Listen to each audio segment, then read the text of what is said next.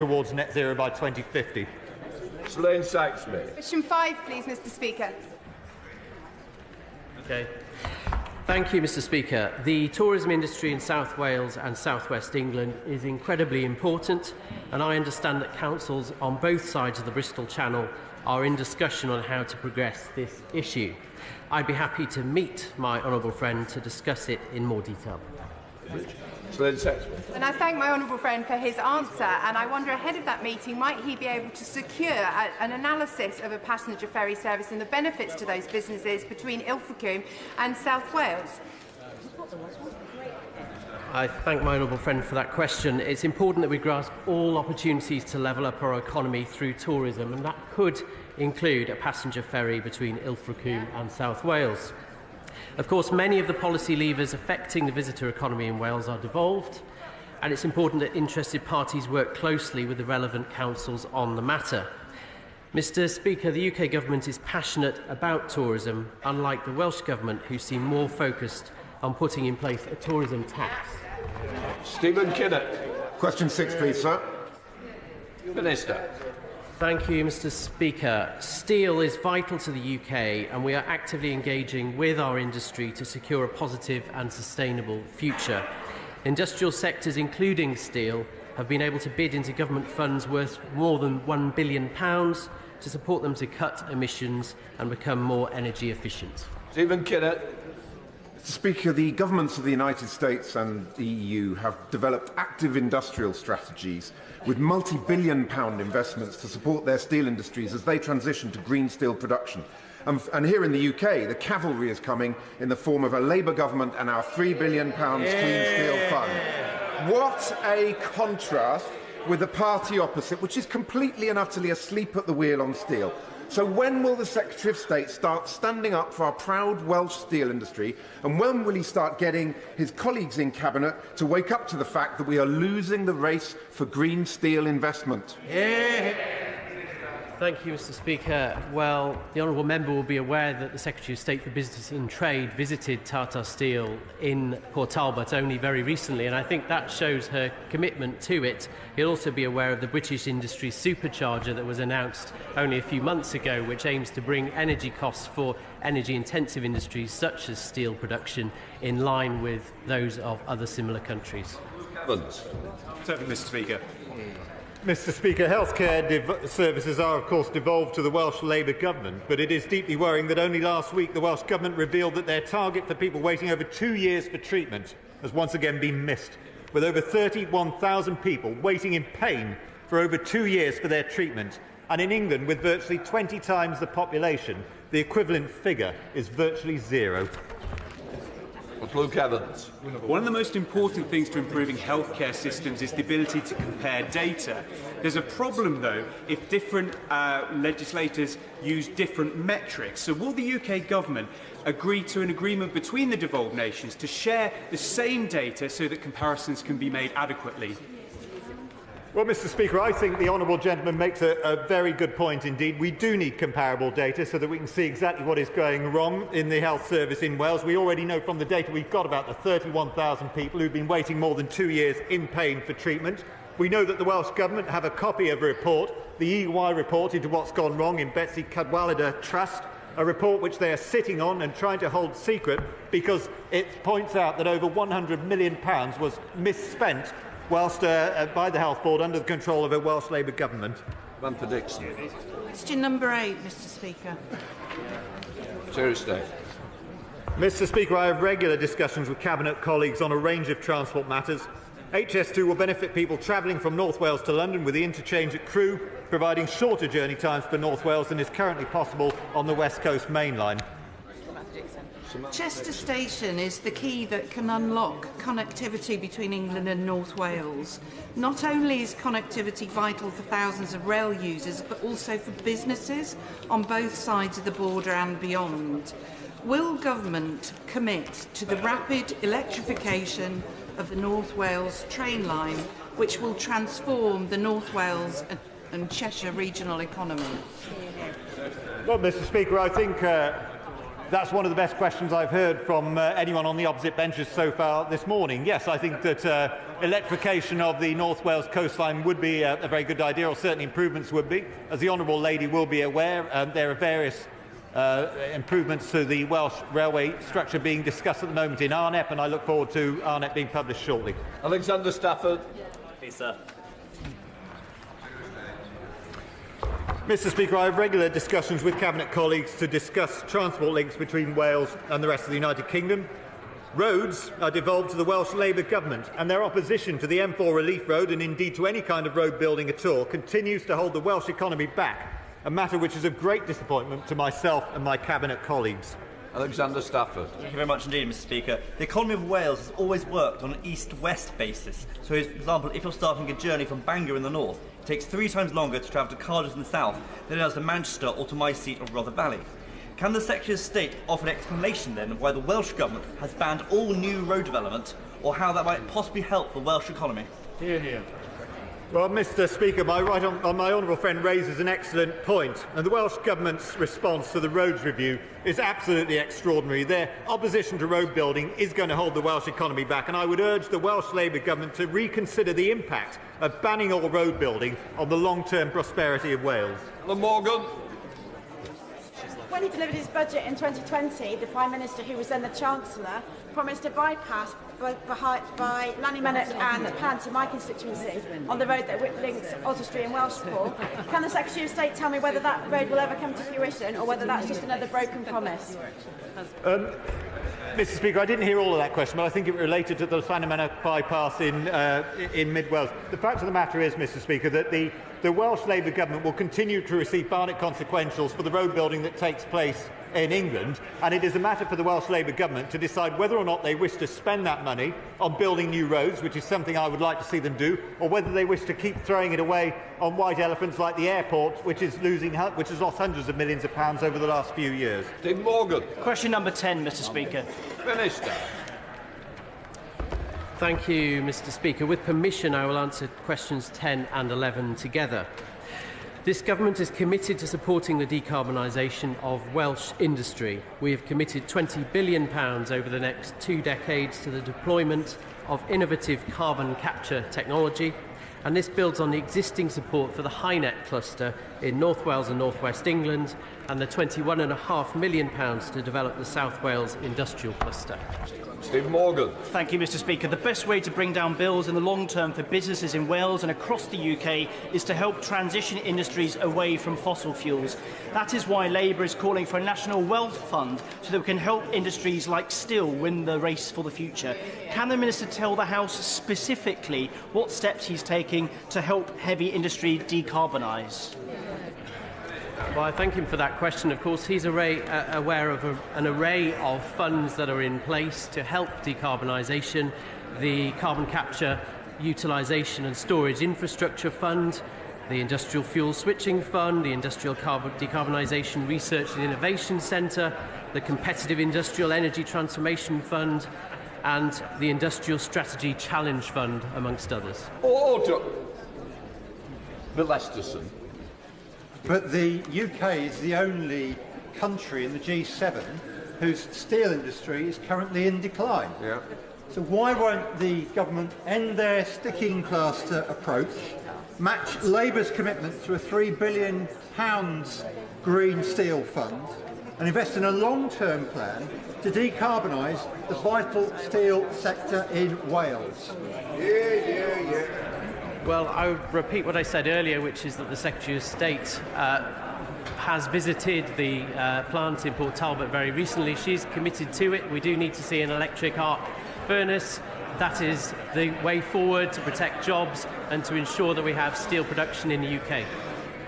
Stephen Crabb. Thank you, Mr Speaker. The industrial corridor that runs along South Wales all the way west to my constituency is one of the most important in the UK. It's also one of the most challenging when it comes to decarbonisation. Does my honourable friend agree with me that the government's policies, the Powering Up Britain set of energy interventions, the Celtic Freeport that we secured, point the way to a successful decarbonisation strategy for this critically important part of Wales? Yeah. Well, my right honourable friend, of course, is absolutely right there. South Wales doesn't have former oil and gas fields in which we can store carbon, but it does have the Celtic Freeport, and non-pipeline transport of carbon, captured carbon, to fields elsewhere is what will secure decarbonisation for South Wales. Robbie Moore. Number 12, Mr Speaker. Mr Speaker, the coronation saw people in Wales and right across the United Kingdom come together to celebrate the monarchy. It was a wonderful occasion and it united our public and demonstrated just how strong our union is. Thank you, Mr Speaker. Over the coronation weekend, I had the pleasure of attending a fantastic coronation church service in Haworth Parish Church, listening to our brilliant Yorkshire harpist Fiona Katie Widdop, as well as joining many other community events. And I know that my right honourable friend attended the similar sorts of events in Wales, which undoubtedly brought the whole of the United Kingdom together. So what does my right honourable friend see as the legacy of the coronation and the fantastic weekend of community spirit?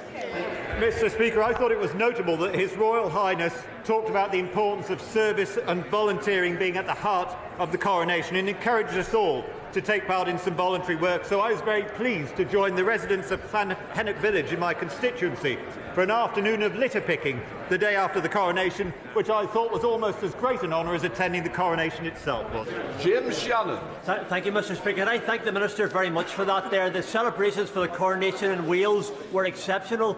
The celebrations for the coronation in Northern Ireland were equally successful. Does the Minister agree when it comes to cementing the Union, the fact that all 4 regions can be one country, that's Scotland, Wales, Northern Ireland and England together, is an indication of why the royalty is so important to all its great United Kingdom of Great Britain and Northern Ireland, always better together? Mr Speaker, to that wonderful question I can only reply yes. Alan Brown. Thank you, Mr Speaker. Devolution of Crown Estates in Scotland. 13. Sorry, question 13.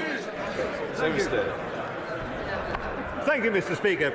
This government is committed to supporting renewable energy generation in Wales, including for the innovative tidal stream technologies at Morlais and through our flagship Contract for Difference scheme, and supporting the huge potential of our floating offshore wind industry through the £160 million in FLOMIS funding for port infrastructure. Alan Brown. Devolution.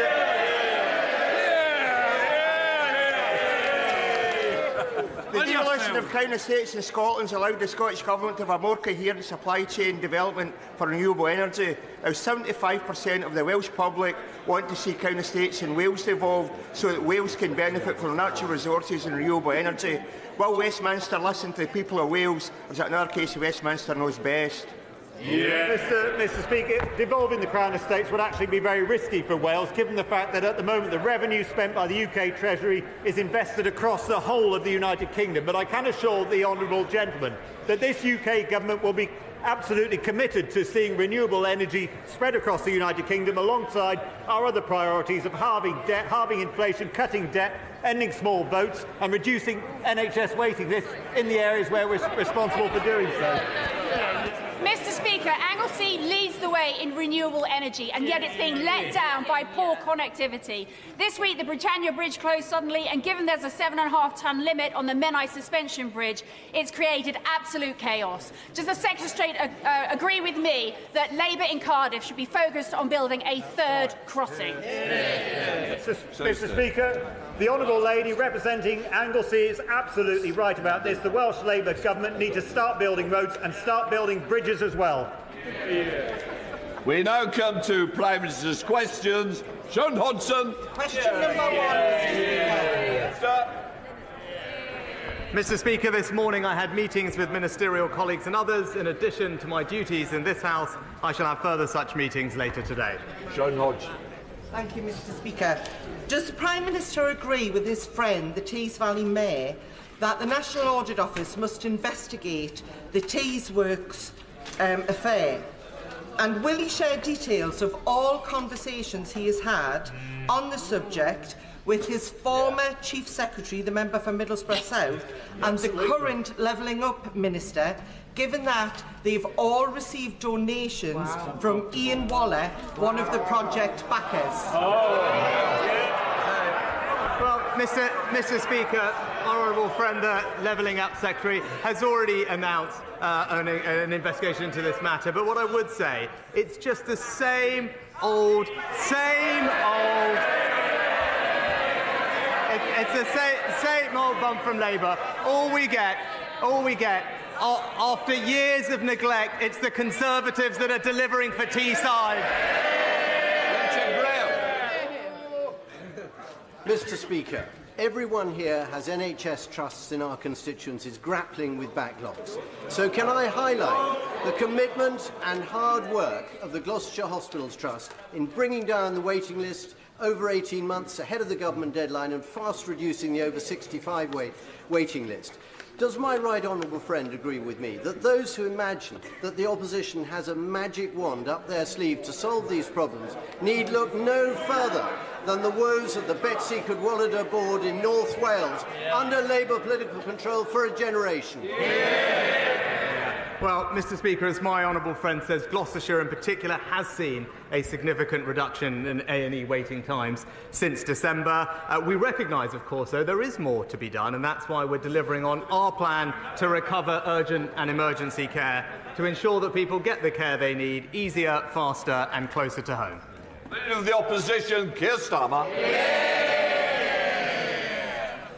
How many work visas were issued to foreign nationals last year?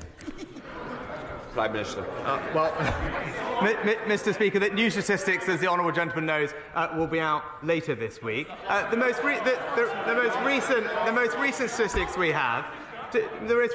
we had, as the ONS said at the time, contained a set of unique circumstances, including welcoming many people here for humanitarian reasons. They're not work visas. The figures are out. It's 250,000 work visas were issued last year. He knows that answer. He just doesn't want to give it.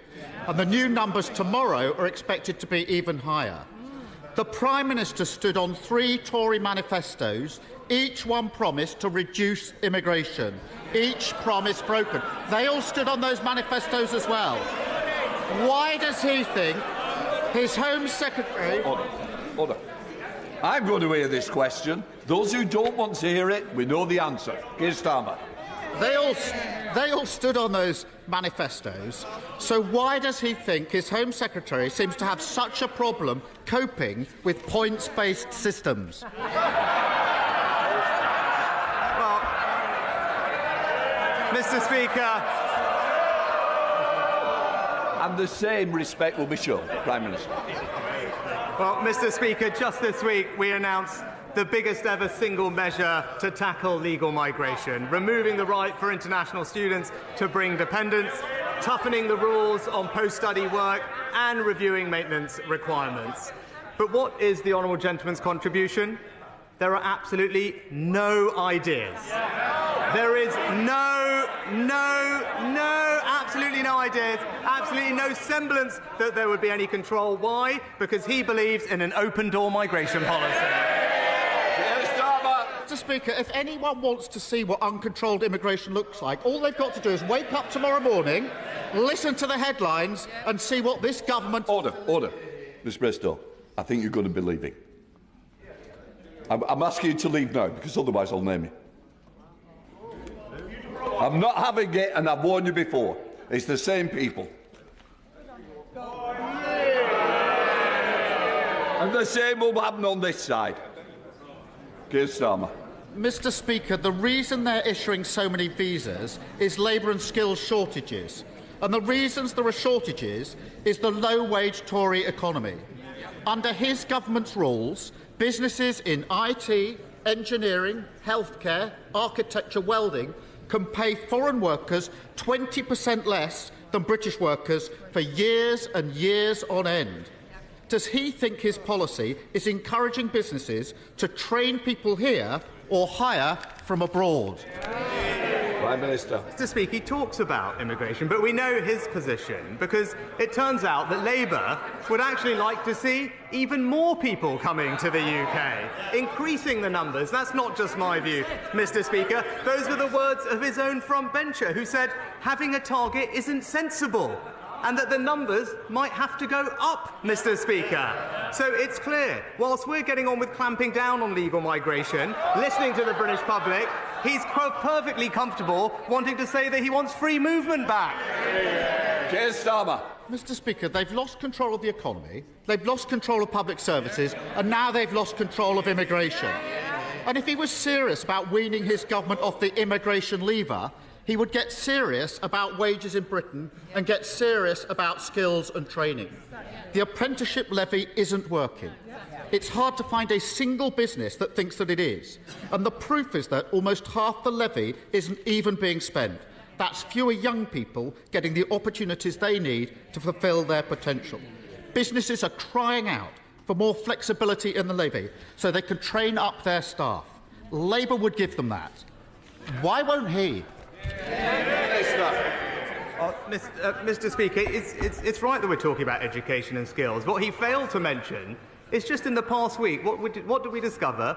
Thanks to the reforms of the Conservative government, our young people are now the best readers in the Western world, Mr. Speaker. Reforms that were opposed by the party opposite. He also talked about our record on the economy. And I am very surprised, Mr. Speaker, because I've stood here week after week when he's been so keen to quote the IMF, Mr. Speaker.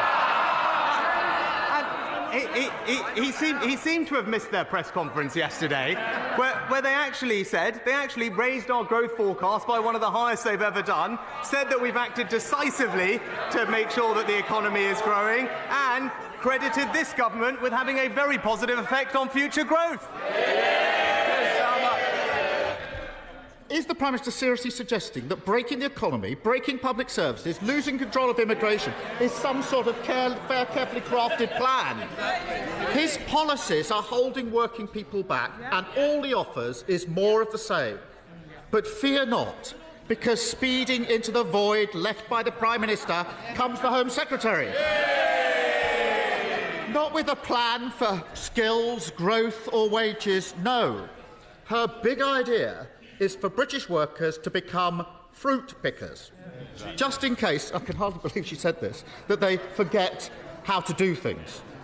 Does the Prime Minister support this let them pick fruit ambition for Britain?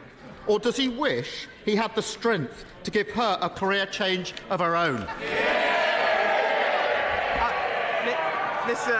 Mr. Speaker, he talks about public service, he talks about the economy. Again, I think he's just failed to notice what's going on. The IMF, as they've said, it's right here, Mr. Speaker. Our forecasts, which he was very keen to point out just a few months ago, now their forecasts are that we will have stronger growth than Germany, France and Italy, Mr. Speaker. What do they say? They're saying that we are prioritising what's right for the British people, Mr. Speaker. He talked about public services, I said. Best reading results in the Western world. When it comes to the NHS, what did we just discover last week? Ambulance waiting times at the fastest response in 2 years, Mr. Speaker. That's a Conservative government delivering for the British people. Mr. Speaker, the Home Secretary may need a speed awareness course. He needs a reality check. This mess on immigration reveals a Tory party with no ambition for working people and no ambition for Britain. Just the same old failed ideas, low wages and high tax.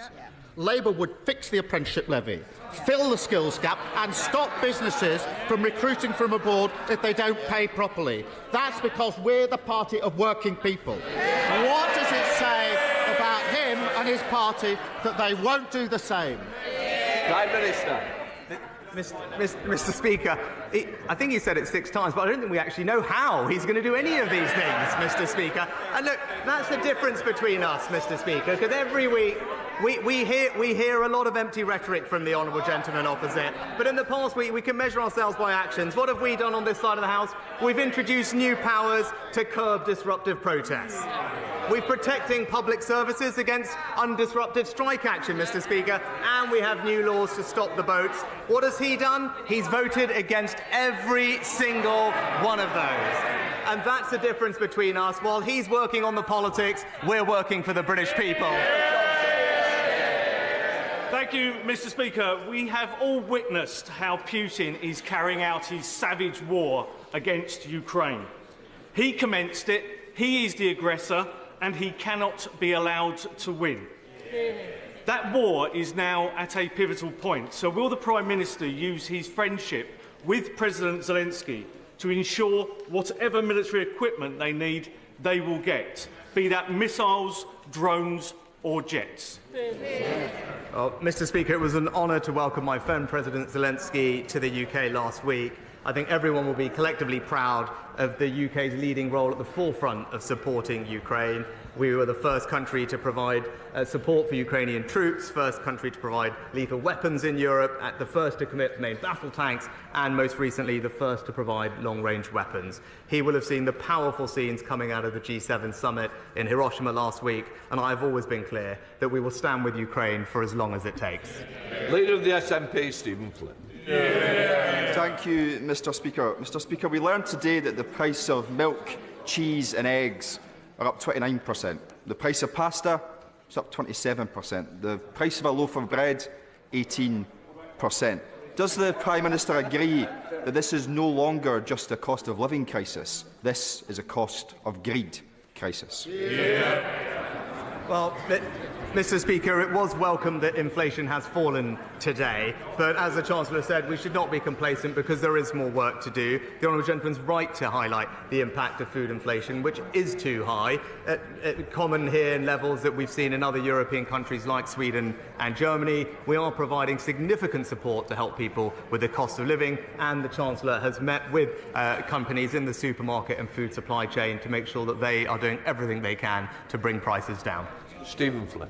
Mr. Speaker, let's get real, because the food inflation remains at a near 45-year high. Now, yesterday the Treasury indicated that the Chancellor stands ready to act, but his actions seem to be predicated on the outcome of a review by the Consumer and Market Authority. So can the Prime Minister perhaps enlighten us? When does he expect that review to conclude?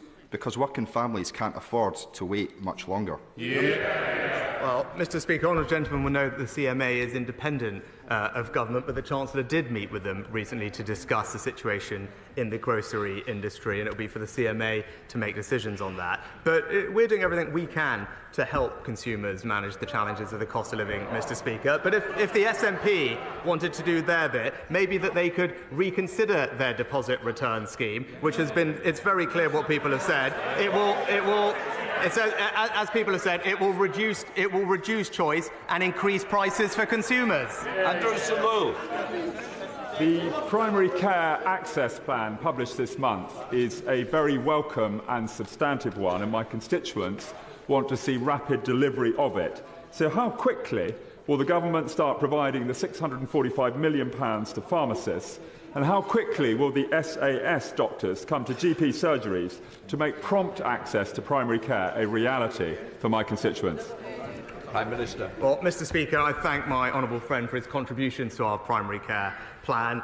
He and I both know that pharmacies already work to help many people with their health needs, and to help deliver on our priority to cut NHS waiting lists. They will be put front and centre of our primary care recovery with £645 million of additional funding. That will be released later this year as pharmacies start to provide more oral contraception, more blood pressure checks, and crucially, for 7 common ailments like ear infections or throat infections, pharmacists will now be able to provide you with the medicines that you need.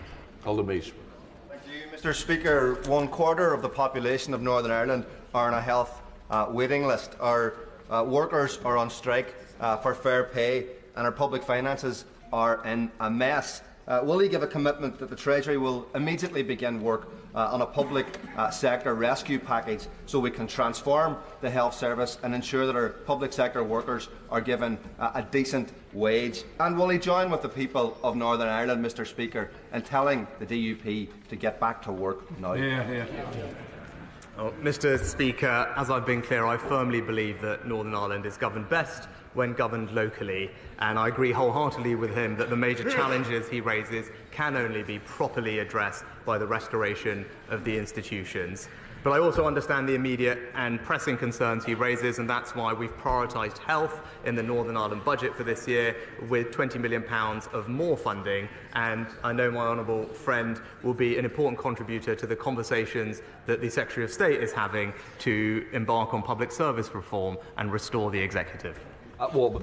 Hugh, Mr. Speaker. 2 weeks ago, I raised the issue of AI with the Prime Minister. Only since then, we've seen announcements from firms such as BT that tens of thousands of jobs are likely to be lost to this new technology. But many will be created too. Does the Prime Minister agree with me that we need to map the jobs and the regions that will be most affected by artificial intelligence so that we can target the skills to prepare Britons for the jobs of the future best? Well, I think my honourable friend makes an excellent point, and like him, I believe that AI does have the potential to transform our economy and society, but of course it has to be introduced safely and securely. We are investing more in AI skills, not only in top-tier talent, but also enabling those from non-STEM backgrounds to access the opportunities of AI. I look forward to getting more recommendations from him for how we can strengthen our investment in skills to make sure everyone can realise the benefits that this may bring. Anna Mackmore. Thank you. While the Prime Minister upgrades his local energy grid to heat his 40-foot swimming pool, hands oil and gas companies the likes of BP and Shell £11.4 billion in tax breaks, he scraps the energy price guarantee scheme, plunging record numbers of people into poverty. Is it just a coincidence that these same energy giants funded the Prime Minister's leadership campaign, or is he simply out of touch?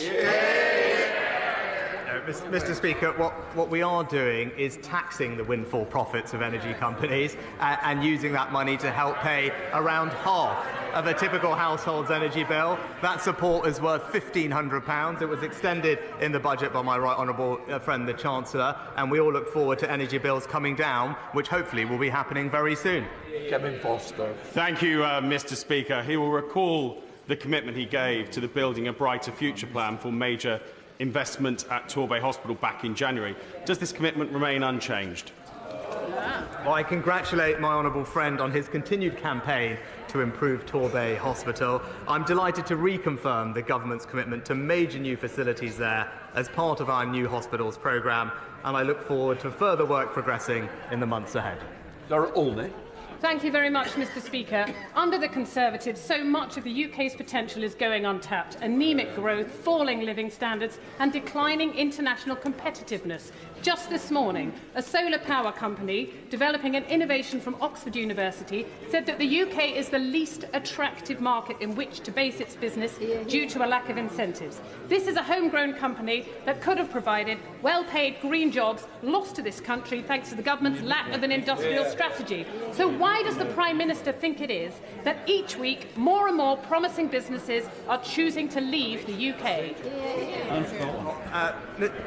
Mr. Speaker, the Honourable Lady obviously missed the comments from the IMF yesterday, upgrading our growth performance. She obviously missed the survey of thousands of global CEOs just recently placing the UK as their #1 European investment destination.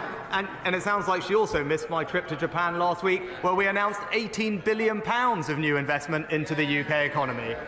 Anthony Brown. Thank you, Mr. Speaker. Liberal Democrat-run South Cambridgeshire District Council is the first in the country to put its staff on a 4-day week without any reduction in pay. It's led to a reduction in services and an increase in costs. And yet last week the Liberal Democrats decided to increase the trial to a year. Why? Because the staff were happier. And now unions are pushing to spread the 4-day working week across the public sector, something that the Taxpayers Alliance estimates will cost £30 billion. Does my right honourable friend agree with the Prime Minister, agree with me, that the public sector are here to serve the public and that the Liberal Democrats aren't working?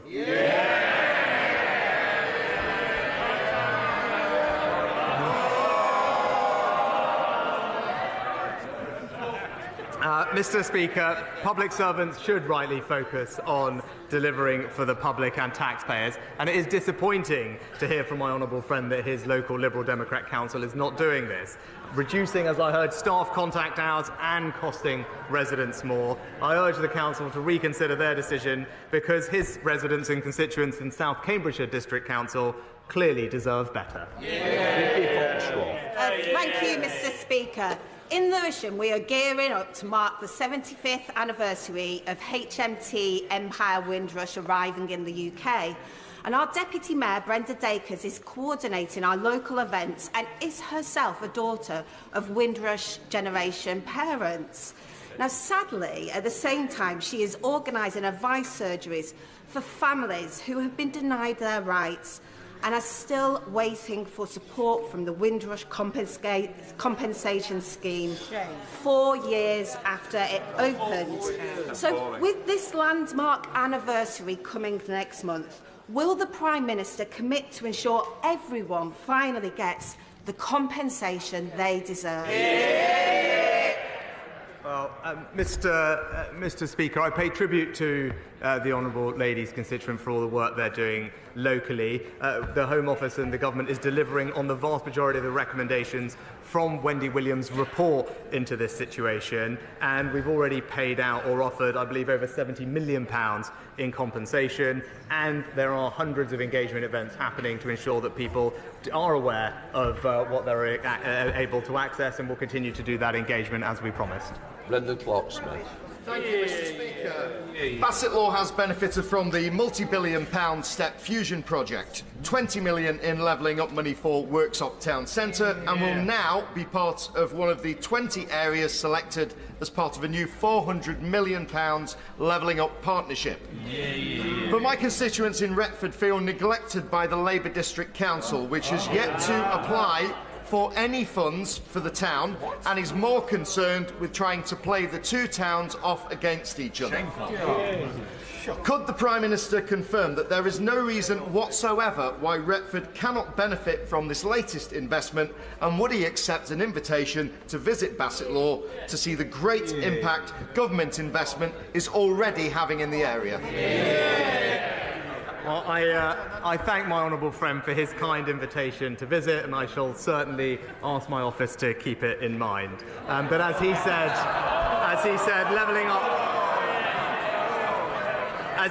levelling up partnerships are a commitment to work hand in hand with 20 different places across England, most in need of levelling up, and to make sure that they can realise their potential and ambitions. As he says, they're backed by £400 million of investment. We'll make sure that they can be supported to thrive. And I know my right honourable friend, the Levelling Up Secretary, is looking forward to working with colleagues in Bassetlaw to identify the best place to focus their work, which could, of course, include Retford.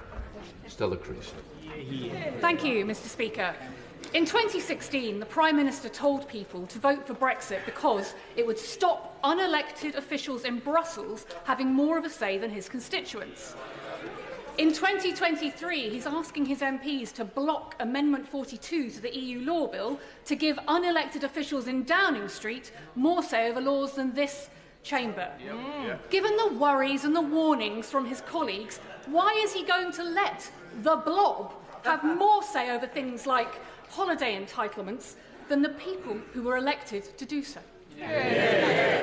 Mr. Speaker, that's just simply not the case. It's the elective government that will be making decisions about what the right regulations are for our country. And it's absolutely right that as a result of Brexit we can now do that, which is why we are repealing and reforming over 2,000 pieces of retained EU law, making sure that our statute book reflects the type of rules and regulations that are right for the British economy and will deliver growth and cut costs for consumers, and that's what our reforms do.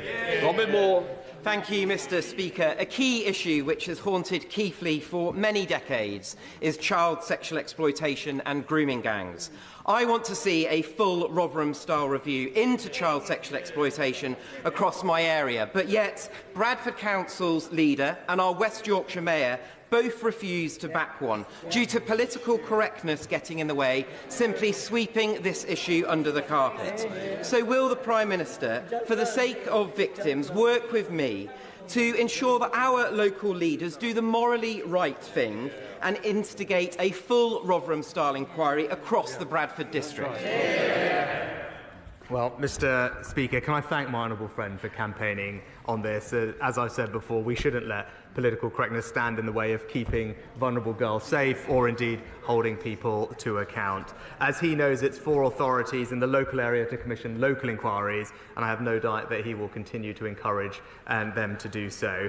For the government's part, we've commissioned the relevant inspectorate to examine current policing practice in response to group-based sexual exploitation of children, and the Home Office will not hesitate to act on its recommendations when they are published this summer. The Chamberlain. Thank you, Mr Speaker. Before I was elected, I worked for a number of years in learning and development in both the police and the private sector, and I'm sure we can all agree that training is absolutely vital to encourage innovation, creativity, but also for compliance. Given that seems to be a particular issue for the Prime Minister's Cabinet at present, will he agree to support my ministerial training standards bill that I'll be presenting later today? Well, Mr Speaker, as the honourable lady knows, there are processes and procedures in place for ensuring professional standards across government. With regard to training, what I am pleased we're doing is rolling out the lifelong learning entitlement, Mr Speaker, to ensure that people at any stage in their career can get access to years of government subsidised financing, to ensure that we have a workforce that's fit to the future and everyone can realise the opportunities that are there. Steve Bryan. Thank you, Mr Speaker. Owen Carey died just across the river from here, underneath the London Eye, after suffering a severe allergic reaction while out celebrating his 18th birthday.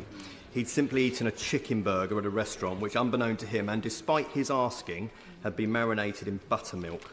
Owen's sister Emma, who is my constituent, was in Parliament last week with her dad and her brother for a debate on food labelling and support for people with allergies. They're fighting for Owen's Law, which is campaigning, among other things, to change the food information regulations surrounding allergy labelling in restaurants.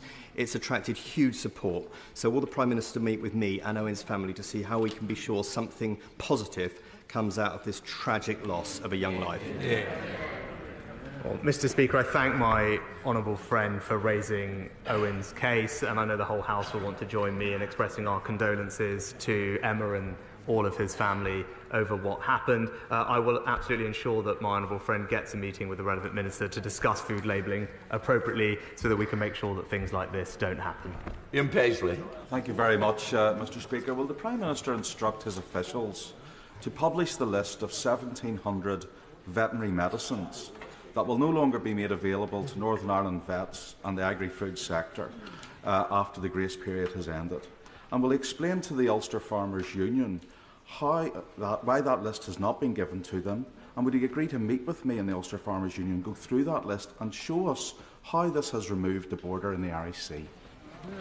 Well, Mr Speaker, as the honourable gentleman knows, when we concluded the Windsor framework, what we did was make sure that there was an extension in the grace period for veterinary medicines to give us the time to find a long-run solution to that particular issue. But the honourable gentleman should take heart, because on the issue of human medicines, which I know is important to him and everyone else in Northern Ireland, what we did achieve was complete and full dual regulation of medicines and a dialogue with the EU to resolve the issues in veterinary medicines. And I know that he will want to make sure that we engage closely with him and the UFU, which we have been doing, to find a resolution in the time we have. But I know he will also join me in being very happy that we protected access to human medicines in Northern Ireland, which was a priority for him and his party. Tom Hunt. Yeah. Firstly, I really look forward to welcoming the Prime Minister to Portman Road for Ipswich Town, Southampton next season. And of course, in addition to Ipswich Town, Ipswich Wanderers have also been promoted. Great news for a town. Yesterday, though, we saw, despite the Public Order Act being passed, we saw images of Metropolitan Police standing around and doing nothing, whilst eco-protesters were wreaking havoc in our capital. Does the Prime Minister agree with us? The moment those activists stand on the road, they should be immediately turfed off the road, like there are in many other countries. Mr Speaker, on my honourable friend's first observation, all I can say is ouch, but thank you. But I look forward to the game. But on his second, more substantive matter, this government has passed a serious disruption order, which will ensure that police do have the powers that they need to tackle slow-moving protests. It was a power that the police specifically asked the government for. We've delivered it and put it in legislation. He knows what I know, is that the party opposite tried to block that from happening. Thank you, Mr Speaker. Prime Minister, we have 4 million children living in poverty in this country, yet we are the 5th richest economy in the world. So can the Prime Minister say why he would not support universal free school meals for all children to end child poverty? Mr Speaker, the numbers are actually as follows. Since 2010, there are 1.7 million fewer people living in poverty as a result of the actions of this government, and that includes hundreds of thousands fewer children living in poverty. And most importantly, because like the Honourable Lady, I do want to ensure that children don't grow up in poverty, but we know that the best way to do that is to ensure that they don't grow up in a workless household. And that's why we have reduced the number of children growing up in a workless household by several thousand, and that is the most powerful thing we can do in the long run to give those children the best possible start in life. Mr Speaker, Nancy Spencer from Darlington has raised over £35,000 for St Teresa's Hospice in the last 25 years. Nancy's next adventure was to do a skydive, but having had a pacemaker fitted, her doctor refused to sign it off. However, undeterred, my 80-year-old constituent managed to secure sign-off for a wing walk. Will my right honourable friend join me in wishing Nancy well as she takes to the skies this Saturday? Well, can I join my honourable friend in thanking Nancy for all her fantastic fundraising work, and of course wish her the best of luck for Saturday. I do wonder if my honourable friend will be joining her, and in particular, many of my own constituents use St Teresa's Hospice over the years, so I know what fabulous work it does. But more generally, the hospice sector supports more than 300,000 people with life-limiting conditions in the UK every year, and I pay tribute to all the staff and volunteers working in palliative and end-of-life care for the incredible work they do.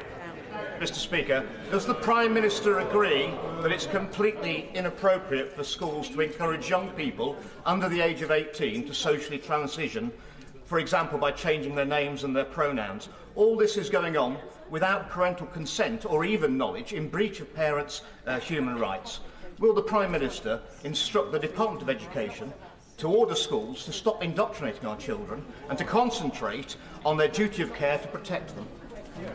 Well, Mr Speaker, I've been very clear that when it comes to matters of sexual education and PHSE, it is absolutely right that schools are sensitive in how they teach those matters and that they should be done in an age-appropriate fashion. The Department for Education is currently reviewing the statutory guidance and curriculum that goes to schools so we can tackle this particular issue, because there have been cases raised with the government and others where this has not been the case. I don't think that's acceptable. We must protect our children, and that's what our new guidance will do.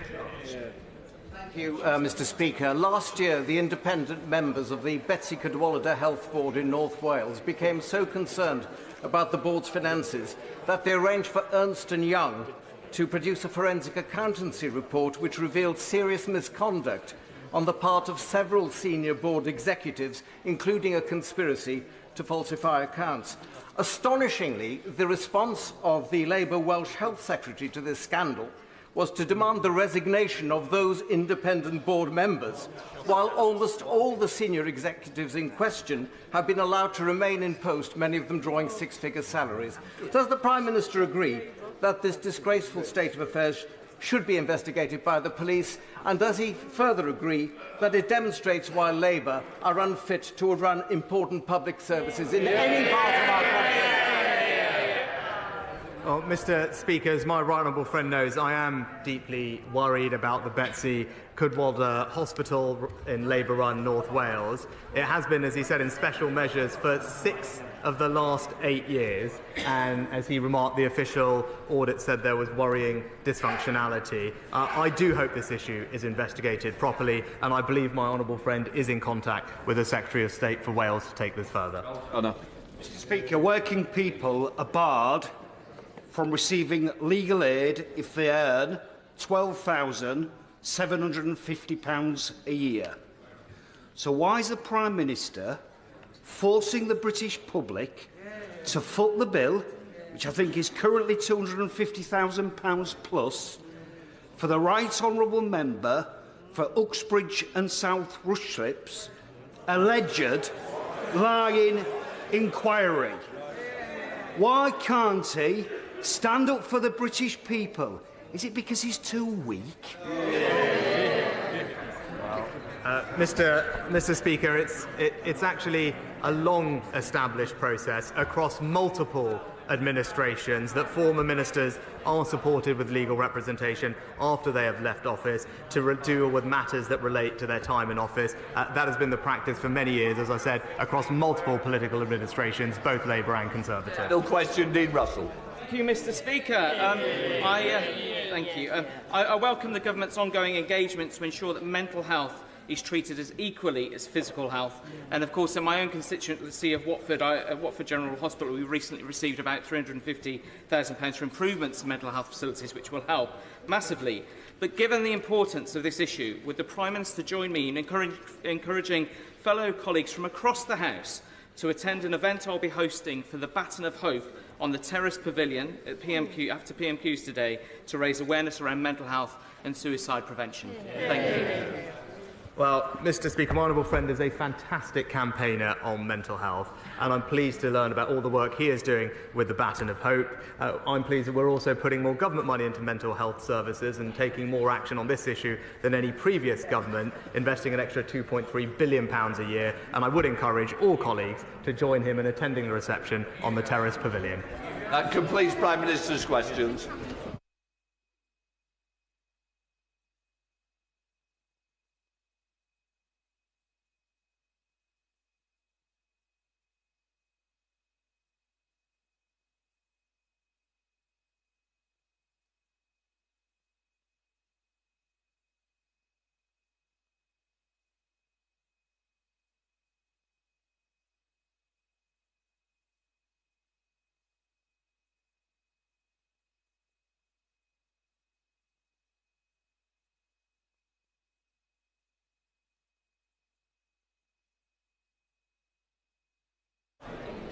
Right, we now come to the urgent question. I call Carol Monaghan. Thank you, Mr. Speaker. To ask the Secretary of State for the Home Department to make a statement on the changes to the student visa route. Well, thank you, Mr. Speaker. Net migration is too high, and the government is committed to bring it down to sustainable levels. The most recent official statistics estimated that net migration in the year to June 2021 was at to June 2022